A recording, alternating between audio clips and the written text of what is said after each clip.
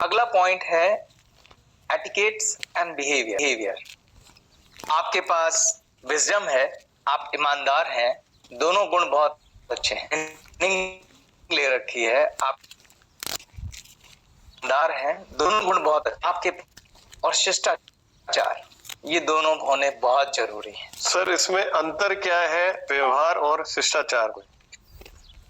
पहले मैं व्यवहार की बात करता हूं सरब जी। व्यवहार का मतलब है आप लोगों से कैसे बर्ताव करते हैं। आप एक अपलाइन है, एक लीडर है, कुछ लोग होंगे जो आपके सीनियर हैं, सीनियर अपलाइन, आपकी भी अपलाइन होंगी, कुछ लोग हैं जो आपकी डाउनलाइन है। तो पहला व्यवहार है कि ऑलवेज रिस्पेक्ट योर अपलाइन, अपने से वुमेन को रिस्पेक्ट देना, लोगों से सॉफ्टली बात करना, अब्यूसिव लैंग्वेज का इस्तेमाल नहीं करना, प्यार से बात करना, ये व्यवहार है। आपको ये समझना होगा कि हमारे डायरेक्ट सेलिंग बिजनेस में बहुत सारे ऐसे ओकेशन आते हैं जहां लोगों की गैदरिंग होती है, ठीक, वहां पे गैदरिंग में आप कोई किसी से नाराज होकर कोई अब्यूसिव लैंग्वेज यूज करे तो उसका प्रतिकूल प्रभाव आपके बिजनेस पर पड़ सकता है, बहुत महत्वपूर्ण होता है। कुछ लोग बहुत शॉर्ट टेम्पर होते हैं, छोटी छोटी बात पे गुस्सा आ जाता है, चिल्लाने लग जाते हैं, और लोग आउट ऑफ रिस्पेक्ट बोलते नहीं हैं, लेकिन उससे आपकी ब्रांडिंग खराब होती है। तो आपको अपने इमोशंस पर कंट्रोल होना चाहिए। अगर किसी डाउनलाइन की कोई बात आपको गलत लग रही है, बुरी लग रही है, या आपको लग रहा है कि वो गलती कर रहा है, तो उसको सबके बीच में कुछ मत कहिए, उस ओकेशन को, उस समय को निकल जाने दीजिए। बाद में आप उसे अकेले बुलाइए और प्यार से उसको उसकी गलती समझिए।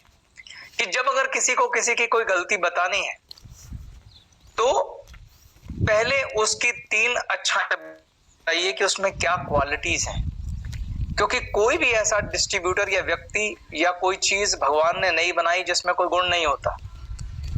जब आप किसकी पहले तारीफ करते हैं और बाद में उसकी कमी बताते हैं तो वो सुनने लायक पोजीशन में आ जाता है। क्योंकि याद रखिए, लीडर का मकसद किसी की बेइज्जती करना नहीं है। तो अगर आप किसी को भरी भीड़ में की गलती बताएंगे तो आपको क्या लगता है उसके साथ क्या होगा? क्या वो सीखेगा? नहीं, वो कुंठा का शिकार हो जाएगा, हो जाए। इस बात पे नहीं होगा कि आप उसे क्या सिखा रहे हैं, उसका ध्यान इस बात पे होगा कि मेरा इन लोगों ने रिस्पेक्ट गिरा दिया। तो किसी की रिस्पेक्ट करना बहुत महत्वपूर्ण है। इसलिए व्यवहार एक महान अपलाइन का गहना होता है। तो अगर आपको किसी की गलती बतानी है तो अकेले में बताइए, और अगर किसी की तारीफ करनी है तो सबके बीच में करिए। ये रूल नंबर 2 है। किसी की गलती जब अकेले में बतानी है तो पहले 3 बार तारीफ करिए, फिर 1 बार गलती बताइए। मुझे लगता है कि सरबजीत ने, मेरी डाउनलाइन है, उसने किसी गेस्ट को मेरी बिना आज्ञा के खुद ही प्लान दे दिया। अब मुझे उसे ये समझाना है, तो मैं सरबजीत को अकेले बुलाऊंगा, उसको चाय ऑफर करूंगा, चाय पिएगा सरबजीत? हाँ सरबजीत, मैं जानता हूं तू बहुत इंटेलिजेंट लड़का है, बहुत आत्मविश्वास है तेरे में, बहुत कॉन्फिडेंस है और तू बहुत आगे जाएगा, लेकिन ये याद रखना है कि आत्मविश्वास और कॉन्फिडेंस के साथ अगर डायरेक्शन सही नहीं पकड़ेगा तो गलती कर देगा। तुमने जो किया, तुम्हारे हिसाब से तुम्हें क्या लगता है, ठीक है? अब सरबजीत को जब क्वेश्चन किया तो वो आंसर करेगा। मैं मौका दे रहा हूं कि सरबजीत खुद ही बोले कि नहीं सर ये ठीक नहीं है, तो फिर मैं उसको मोटिवेट करूंगा सही डायरेक्शन में जाने के लिए। मैं जानता हूं तुम बहुत अच्छी प्रेजेंटेशन लोगे, बहुत अच्छा करोगे, पर मैं चाहता हूं कि तुम पहले इसको सीखो ताकि तुम एक अच्छा प्रेजेंटेशन लेने वाले बन सको। तो क्या मैं उम्मीद करूंगा कि सरबजीत तुम मेरी बात मानोगे कि तुम एटलीस्ट 3 ट्रेनिंग, इस तरीके से जब आप बात करते हैं तो व्यक्ति की गलती में सुधार होता है। लेकिन अगर आप सबके बीच में सरबजीत को बोलें, जब मैंने तुम्हें मना किया था प्रेजेंटेशन नहीं लेनी, कैसे ली तुमने प्रेजेंटेशन? तो सर जब आपने बिहेवियर की बात की तो यहां मेरा एक प्रश्न है। 2 तरह के व्यक्तित्व हैं सर, एक बॉस और एक लीडर। इन दोनों के बिहेवियर में क्या अंतर है? मैं चाहता हूं कि आप थोड़ा इसके बारे में डिटेल में बताएं कि एक अपलाइन को एक बॉस की तरह बिहेवियर रखना चाहिए या एक लीडर की तरह? बहुत अच्छा सवाल पूछा। बिहेवियर के अंदर बॉस और लीडर से अच्छा कोई एग्जाम्पल नहीं हो सकता समझाने के लिए। देखिए, बॉस और लीडर दोनों अपनी टीम से काम लेना चाहते हैं, उनसे उनके गोल अचीव कराना चाहते हैं। बॉस एक सैलरीड बॉस होता है और उसका जो अप्रोच होती है वो अथॉरिटी वाली अप्रोच होती है। वो लोगों को सीधा आज्ञा देता है, आपको ये काम करना है, और लोग आउट ऑफ फियर, डर की वजह से काम करते हैं, क्योंकि उन्हें लगता है बॉस एक्शन ले सकता है। तो जब बॉस अपनी टीम से काम लेता है तो वो अथॉरिटी यूज करता है और फियर यूज करता है एज ए पावर टूल। लेकिन जो लीडर है वो जब अपनी टीम से काम लेता है तो वो उनको एक्शन से लीड करता है और उन्हें इंस्पायर्ड करता है। यानी कि वो खुद ऐसे काम करता है कि जो उसकी टीम है उसको देख के उसे कॉपी करती है, इंस्पायर होती है, एंड आउट ऑफ रिस्पेक्ट वो उसको कॉपी करती है। यानी यहां पर जो पावर टूल है वो है एक्शन एंड रिस्पेक्ट, वहां पे अथॉरिटी एंड फियर। तो if you want to be a great upline तो आपको बॉस की तरह एक्ट नहीं करना है, आपको एक लीडर की तरह एक्ट करना है। मैंने देखा हमारे बिजनेस में भी कई अपलाइन ये गलती करती हैं जो एक बॉस की तरह एक्ट करने लग जाती हैं।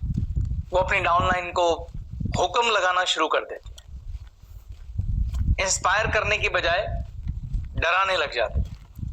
तो मैं उनको ये समझाना चाहता हूं कि आपकी डाउनलाइन आपकी एम्प्लॉय नहीं है, आपकी बिजनेस पार्टनर है, आपकी टीम है, आपके साथी हैं, जिनके साथ आपको मिलके बिजनेस करना है। आप उन्हें इंस्पायर्ड कर सकते हैं एक शानदार एग्जाम्पल बनकर। आप अपने एक्शन से उनको इंस्पायर कर सकते हैं कि वो काम करें। इसलिए हमारे बिजनेस में एक फेमस सेइंग है कि our business is a business of duplication. किस चीज का डुप्लीकेशन? महान अपलाइन के एक्शन का डुप्लीकेशन। तो जो आप काम करेंगे आपकी डाउनलाइन उसको कॉपी करेगी। तो इसलिए बहुत महत्वपूर्ण है कि आप अपने एक्शन पर नजर रखिए। अगर आपका एक्शन अच्छा होगा तो अच्छा डुप्लीकेशन होगा, खराब होगा तो खराब डुप्लीकेशन होगा। तो कभी भी अपनी डाउनलाइन को एज ए एम्प्लॉय डील मत करिए। ग्रेट सर, बहुत खूब, बहुत बढ़िया जी। तो जो व्यवहार है, मैं आपकी बात से समझा, वो एक लीडर का होना चाहिए जो एक्शन से लीड करता हो। एग्जैक्ट। यानी कि आप बेहतर बजाय इसके कि आप कहें कि ये करके दिखाओ, आप खुद करके दिखा रहे हैं। Exactly. यदि आप चाहते हैं आपकी डाउनलाइन ट्रेनिंग ले तो आप पहले वो ट्रेनिंग खुद ले। परफेक्ट। यदि आप चाहते हैं आपकी डाउनलाइन पर आपको खुद आना है। यदि आप चाहते हैं आपकी डाउनलाइन बड़ा चेक बनाए तो वो चेक पहले को खुद चाहते हैं आपकी डाउनलाइन ज्यादा डायरेक्ट करे तो आपको खुद ज्यादा डायरेक्ट करनी चाहिए। यानी कि हर वो चीज जो हम अपनी डाउनलाइन से कराना चाहते हैं वो उससे पहले महान लीडर को इनको स्वयं खुद करनी चाहिए। बहुत बढ़िया सर, वेरी वेल कंक्लूडेड, बहुत बढ़िया। अब मैं आपके दूसरे सवाल पे आ जाता हूँ, इससे पहले कि दिमाग से निकल जाए। आपने मुझसे सवाल पूछा था कि बिहेवियर और एटिकेट में क्या फर्क है। तो मैं उम्मीद करता हूँ आपको बिहेवियर में आ गया होगा। I should come to etiquettes now. Etiquette यानी शिष्टाचार। हमारा बिजनेस फैमिली बिजनेस है और हम जिन लोगों को इस बिजनेस में लाते हैं वो हमारे नियर एंड डियर होते हैं। इसलिए हमारे बिजनेस में शिष्टाचार बहुत महत्वपूर्ण हो जाता है। और अगर आप एक ग्रेट अपलाइन है और आपका एक्शन आपकी डाउनलाइन नोटिस करती है तो बहुत महत्वपूर्ण है कि आप शिष्टाचार अपने एक्शन में लेके आए। शिष्टाचार में छोटी छोटी प्यारी प्यारी बातें होती हैं जो बहुत असर छोड़ती हैं। जैसे कि हमने हालांकि ये सारे शिष्टाचार अपने परिवार में भी सीखे हैं, बस उसको बिजनेस में भी उतारना है। जैसे हमारे बिजनेस में हम 1-to-1 प्रेजेंटेशन करते हैं, हम हाउस प्रेजेंटेशन करते हैं, हम मास प्रेजेंटेशन करते हैं, तो हमें शिष्टाचार को अपने इस प्रेजेंटेशन में लेके आना चाहिए। जैसे हमें बड़ों को रिस्पेक्ट देनी चाहिए। अगर आपकी एज से कुछ ज्यादा लोग हैं, आप बैठे हुए हैं, वो खड़े हुए हैं, आप उन्हें सीट दीजिए।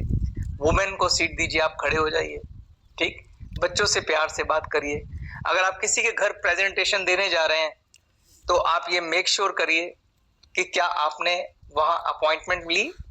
बिना अपॉइंटमेंट के कभी किसी के घर नहीं जाना चाहिए। ये नहीं कि आपका मन आया, चाहे कितना भी क्लोज रिलेशन हो, चाहे कितने भी आपके करीबी हो, ये नहीं कि आपका मन आया, अरे सरबजीत तो मेरा अपना ही घर है, जाके घंटी बजा दे।